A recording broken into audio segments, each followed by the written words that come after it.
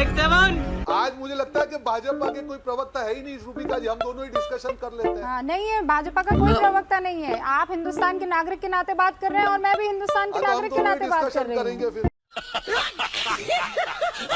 तो दोस्तों, यहाँ आपने देखा किस तरह अपोजिशन पार्टी के प्रवक्ता ने रूबिका की बेइज्जती कर दी। हर डिबेट की तरह इस डिबेट में भी यही हुआ कि रूलिंग पार्टी के प्रवक्ता को कुछ बोलने की जरूरत ही नहीं पड़ी, क्योंकि हमारी रूबिका जी रूलिंग पार्टी की प्रवक्ता बनकर जो बैठी थी। और आप कह रहे हैं कि यहाँ भारत में बैठ के मोदी जी को सब समझ में आ जाए। रूबिका जी, रुको जरा, सब्र करो।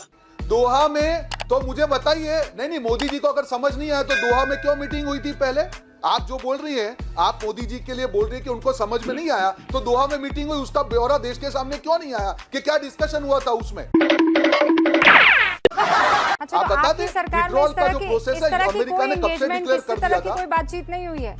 आपकी सरकार हमेशा इन चीजों से परे रही है, दूर रही है। आपकी सरकार में कभी ऐसी कोई बातचीत नहीं हुई है। बस शुरू हो गई रूबिका जी। जैसे ही उन्होंने सुना कि ऑपोजिशन पार्टी के प्रवक्ता ने मोदी सरकार पर सवाल उठा दिया है, तो सीधा निशाना लगा दिया राहुल गांधी पर। अब ये तो होना ही था। हमने कभी भी कूटनीति का 56 इंच की छाती दिखाने के लिए उपयोग नहीं किया है। आज ये मोदी जी की जो नीति है उनके सामने पड़ रही है, भाजपा की नीति उनके सामने पड़ रही है। हम सब मानते हैं कि जब सामरिक बात हो, कूटनीतिक बात हो, हम लोगों को रिस्ट्रेंट रखना चाहिए और देश को मिलकर चलना चाहिए। पर यहाँ पे जब डायलॉग का कंसेप्ट ही नहीं हो, वो देश के मामले हो, महंगाई का मामला हो, किसान का मामला हो, जब सरकार को डायलॉग करना ही नहीं हो, तो उनसे आप क्या अपेक्षा रखेंगे? बस और क्या था, रूबिका को आ गया गुस्सा और देखिए किस तरह फिर बन गई बीजेपी प्रवक्ता। वो चीन के एम्बेसडर से राहुल गांधी की मुलाकात और तस्वीर ऐसे ही थोड़ी बाहर आ जाती है। वो ट्रांसपेरेंसी आपने मेंटेन की थी, तभी तो दुनिया को पता लग पाई है।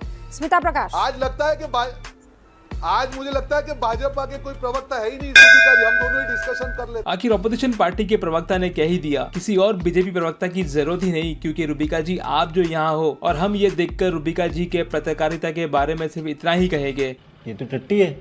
अब आपकी नागरिकता आप कहीं एक पार्टी तो तक हमारे सीमित बीच में रखना डिफरेंस चाहते क्यों हो रहा है हैं। रूबिका जी?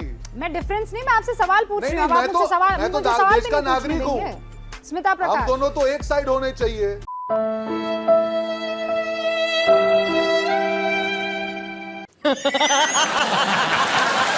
आपको अच्छी लगी तो ऐसे थोड़ा मार दीजिए हाथ, आप थोड़ा सा मार दीजिए।